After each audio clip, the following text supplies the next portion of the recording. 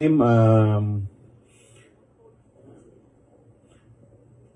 I request the COMSEC to administer the oath of the invited guests and resource persons.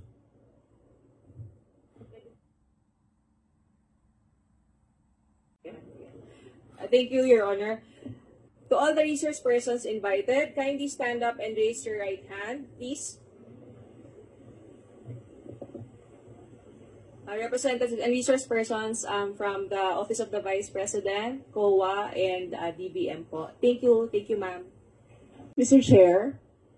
Yes, the Honorable Yes, Vice when you President. sent a letter to the Office of the Vice President, you attached a copy of the rules Okay. in aid of legislation. Yes po. Yes, sir. Nakalagay po doon na witnesses lang po ang ino-oath.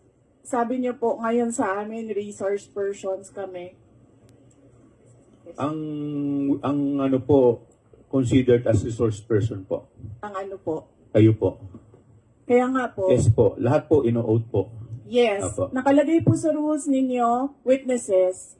Nakalagay po dito ngayon sa table, resource persons. Lahat po considered as resource person and witness. Lahat po naman kayo, lahat resource person pa eh. Wala pa naman po tayong tinatawag na, lahat po considered as resource person pa naman po. Right. Opo. Ang nasa rules ninyo, witnesses lang po ang nag-o-oath. Wala po kayong rules sa resource persons.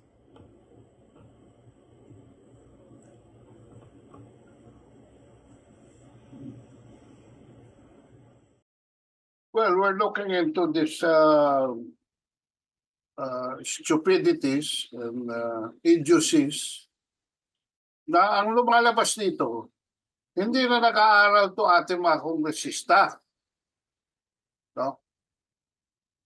Nagpapatawag na lang sila, ginagawa nilang practicum itong mga resource persons. Wala na silang ginagawa.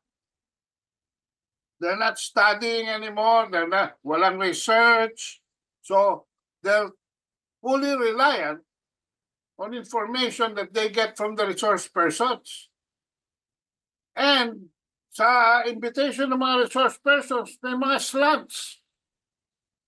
May mga gusto silang ipahiya. Wala naman silang legislation na pinaplano. At dito lumabas sa stellar performance nitong si Stella Kupal Kimbo. Kupal spelled Q-U-P-A-L. At ang nagpabagsak sa kanya ay dalawang magandang babae. Una si Vice President Sara Duterte at pangalawa si Congressman Bernadette Herrera D.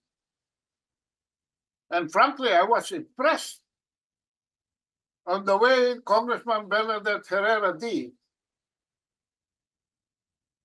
studied the budget very well and pointed out certain aspects where the leadership of both the Appropriations Committee of the House and the Senate are virtually in cahoots to plunder no less than $500 million pesos. And it can even go to as high as 1.6 trillion. And Bernadette Herrera D. was very clinical and surgical in pointing out that there have been malicious transfers of funds from one pocket to another. Malicious categorization of funds from non-appropriated to being used virtually as pork barrel. and appropriated funds duly appropriated for some projects diverted to be distributed by the office of the Speaker of the House as ayudas left and right, as if distributing money at 1,500 per recipient and rice, sacks of rice, small sacks of rice, with the name of Speaker Martin Romualdez. And ito nga yung tinatawag na Romualdez rice. So, all the noise that the Speaker and his chairman on appropriation, Saldico, plan through Stella Kimbo being the co-chairman or the vice chairman of the Appropriations Committee, siya ang iniharap ni Saldico. And Saldico begged off from conducting the House hearings on specific issues like the specific hearing on the vice presidential funds. But there are still some congressmen who are really level-headed, like Congressman Rodante Marcoleta, who proved to them that Congress was merely wasting its time, and in fact all this hullabaloo on the 2025 budget of the Vice President was really just a circus, because all the questions they wanted to ask was on the 2022 confidential funds, which has nothing to do whatsoever with the 2025 appropriation for the office of the Vice President. And in fact, this 2022 have already been referred to the Supreme Court by the detractors of the office of the Secretary of Education themselves, and the Supreme Court has not yet clarified. At the same time, on the office of the Vice President, COA itself manifested that they had just served notice to the Vice President and she has 180 days to reply or appeal to the Commission and back. And if she still doesn't get allowed at that point, she still has a final recourse of bringing it to the Supreme Court. And 6 months, 180 days, plus more or less 60 to 90 days in the hands of the Commission itself. 9 months yan.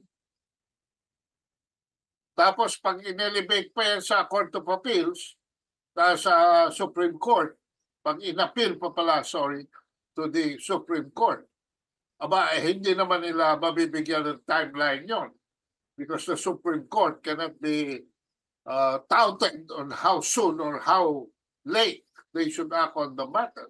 So this, lahat ito will take another, I would say, would take another 18 months to 2 years to resolve. For the meantime, walang finality. Sabi nga ni Marcoleta, the data, the information is still in process. So ano ang itatanong ninyo?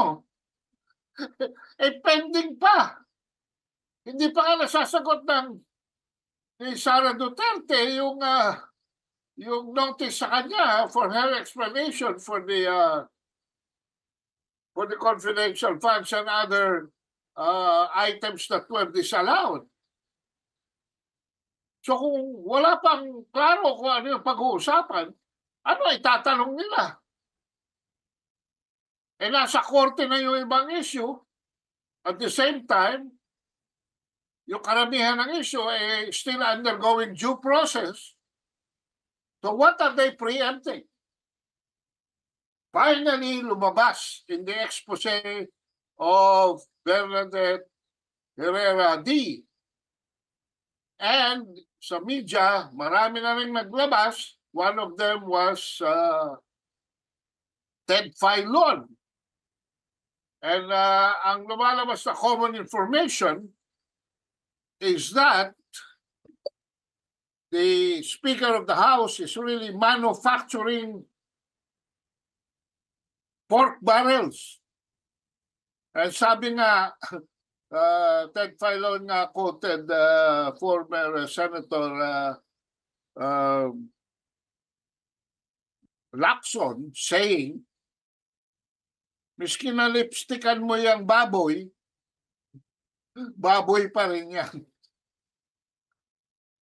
So yan mga kabansa. So what has happened is itong malawakang plunder by the House of Representatives led by the Speaker and the Chairman of the House Committee on Appropriations and their minions, no?